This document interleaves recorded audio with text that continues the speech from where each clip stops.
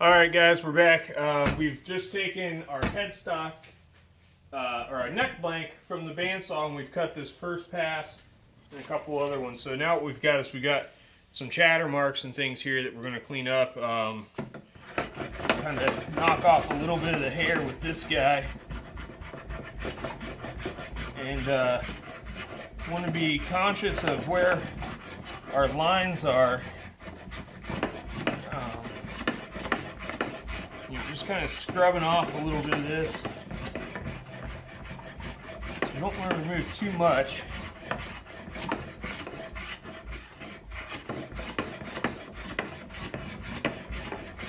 Just kind of working this back towards the nut a little bit and trying to flatten it out.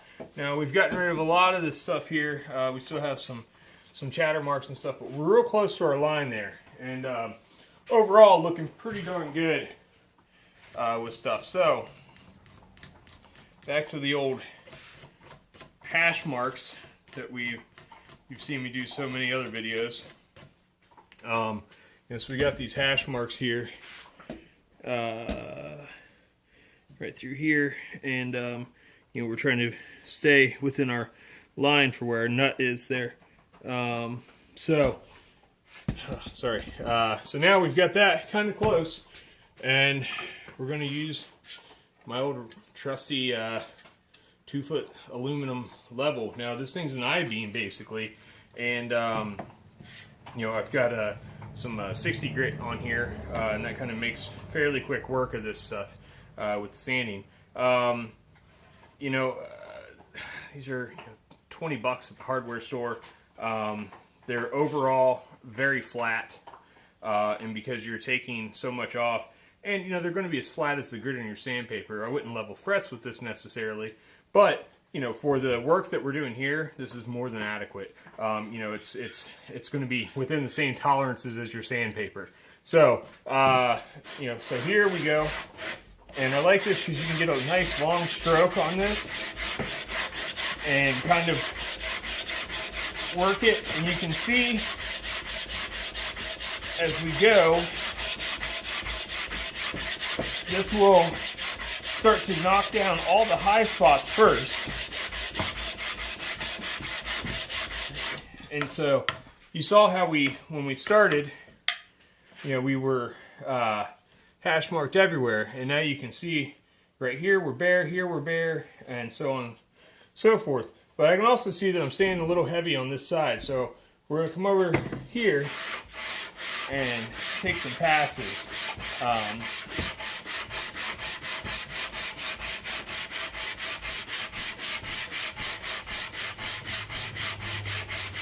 Now, I always leave these necks just a fuzz long, from nut to heel, and then I give myself 1/8 inch or so, 1/4 inch past here. And what that allows me to do is, once I've trimmed all this up and I get my fretboard centered here, and it comes back towards the end, I can kind of take a final cut. Man, sound effects are great with that, right? So the final cut, and flush that up with the end of my fretboard. Now, some of my boards have binding, some of them are unbound, so that gives me a little bit of leeway. So, if I make a mistake on the saw, I can still recover. This is close, but it's, I give myself a little wiggle room, I guess, is a good way to put it. So, just kind of keep working this guy.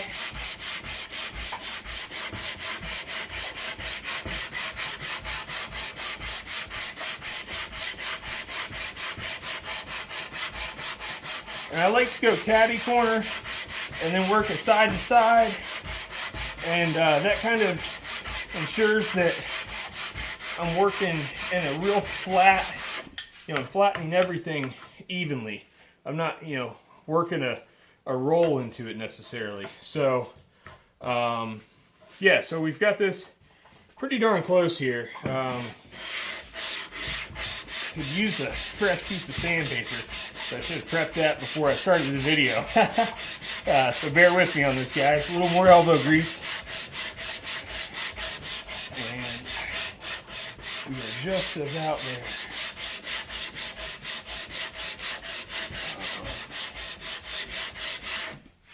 Now I like to do most of this stuff, like the truss rods and everything else, while this is still a block. Now I've got this pretty darn close. If you use a little more sanding, the little bit that's there, I think I'll take off with a DA when I glue the wings on, but I think I'm close enough to flat and straight that I can take you over to the bandsaw and show you the next couple of cuts. But back to the point of this was, I like to do a lot of this rough-in work while it's a block. You know, this thing's easy to clamp up. It's easy to get a hold of. You know, if you're cutting a slot down through here on the table saw, your fingers are way up here. They're out of the way. You know, you've got a good grip to get a hold of. Stays nice and flat. You know, if you're working with, you know, one of these that's already kind of been worked over, you know, the ability to rock, and it's working off of a smaller surface. You know, could you imagine how nervous you are with your fingers that, you know, just a fuzz above a blade, taking that through the bandsaw or the table saw to cut those truss rod channels. Just, it's for the birds. So I like to cut them here, and you know, it makes it a lot easier and safer for peace of mind. Yeah, we got the other side kind of prepped. This side here wasn't in as bad a shape. Let's see what we got.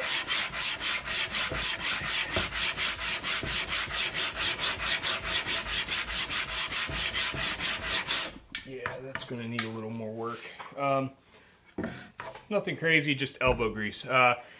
So, yeah, we will scrub off a little bit of this with the plane.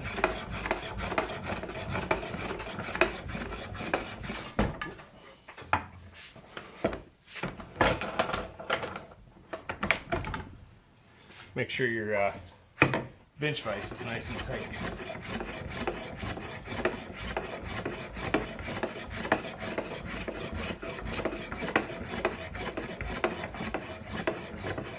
Now this is set to just kind of kiss the surface. I don't want to really remove a whole lot because it was pretty darn close. I'm really just trying to get rid of shatter marks and whatnot here. So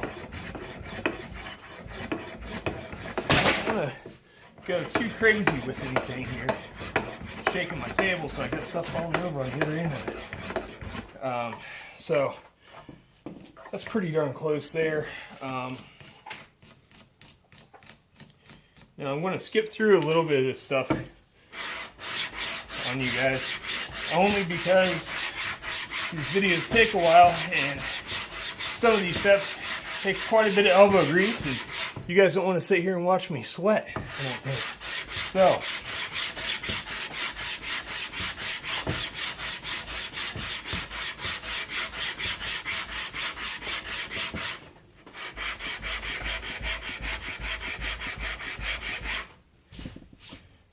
okay, we're close enough to show you the next steps. So I'll pop this guy loose, and to the bandsaw we go.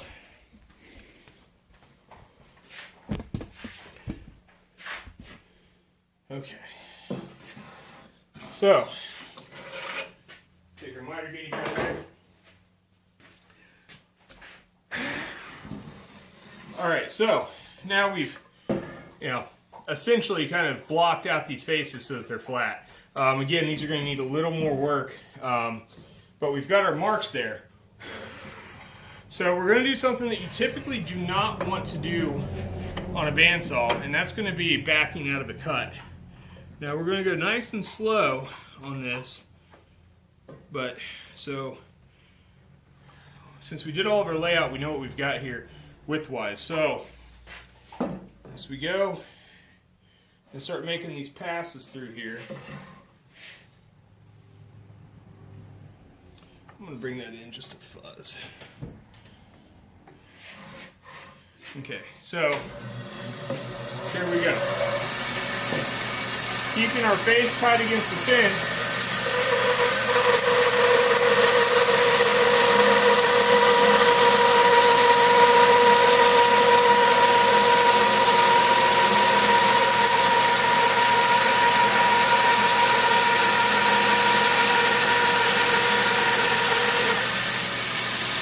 Work our way in now. I know what you're thinking. Super dangerous. Don't back that out. Now, I want to finish out these cuts. So, since I know these wings are going to get flipped and glued on here, I'm actually going to get this set at the same setting, flip this over, and come on in with that. Now, what that's going to do is that's going to ensure that these are the same size as this, and will save me a lot of cleanup and time when I go to glue those wings on.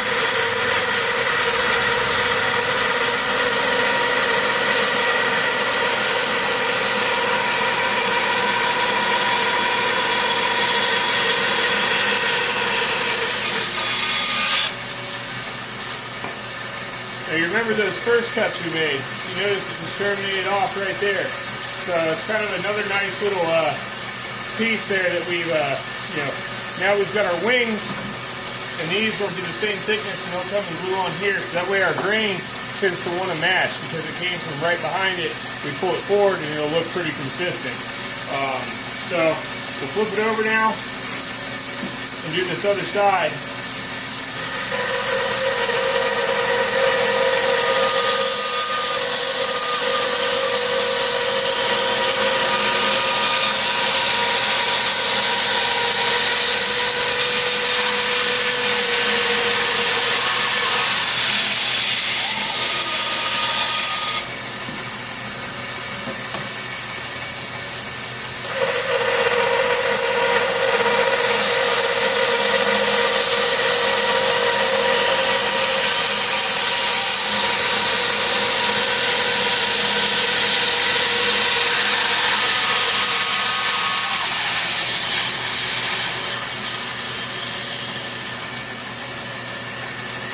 Okay, so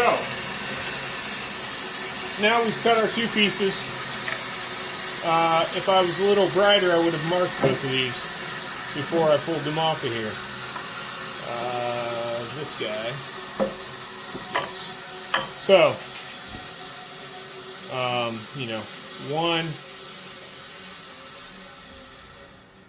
one, and then two, and two. So, now we know what goes where, and we'll set those off to the side and save them for glue up. So now we've made all of our cuts. We've got our headstock thickness kind of designated, but we still just have this giant chunk of wood. So what do? We pull our fence on out of the way, and here's where you've really just kind of got to take your time and be careful and do things nice and slow. Actually, I'll go ahead and get that miter gauge out one more time real quick, and we can do one more little nifty rough trim here.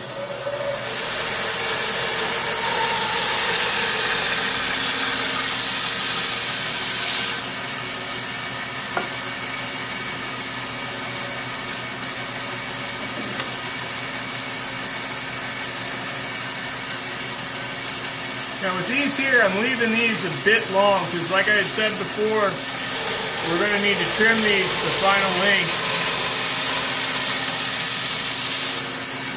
once we've kind of designated where our fretboard finally terminates. So, now we're on to important cuts. We've got to make sure that we maintain a nice straight line here because this is actually what determines our tilt or our brake angle and how far our neck leans one way or the other. Now all that can be finalized, but the closer you can get it, the better off you are. And by removing all that waste, we can bring our blade right in without trying to cut in on a curve. And just follow that line.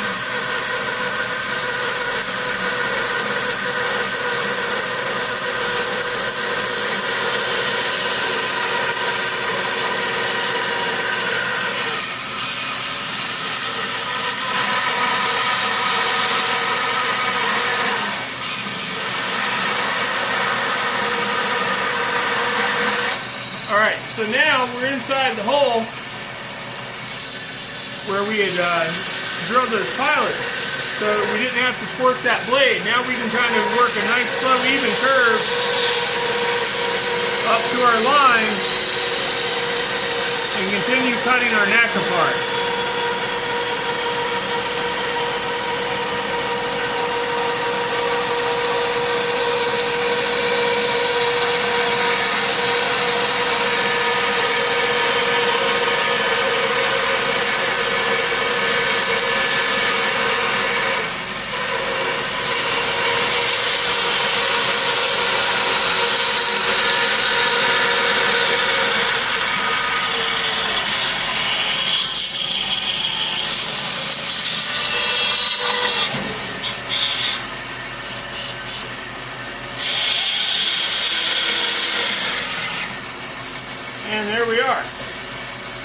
now we've got our neck kind of cut apart. We've got one neck plank here. We'll go over to the saw or the sander and clean up a little bit of this, and we will be good to go. But first, we'll finish cutting out this other neck here.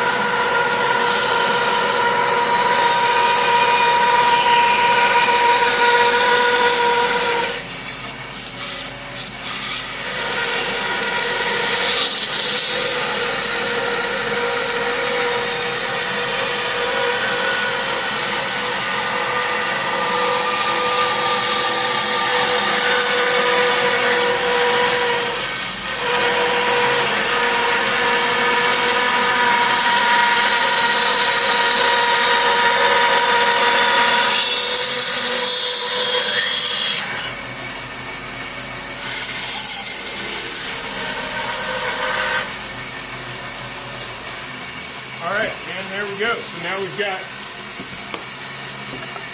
our two neck planks off the machine, and these guys are now ready to start getting trimmed to width, and the last little bit of cleanup on there. So, at this point, these could be classical necks, they could be whatever. Well, they have to be a 24 3/4 inch scale, because that's what I laid out my length on. So, hopefully this has kind of helped you guys along a little bit, and I can show you some more jigs with some apparatuses I made to actually kind of do a roughing carve on these with a big suspended router and some jigs. So I'll do that in the next couple of videos. Thanks for watching, guys.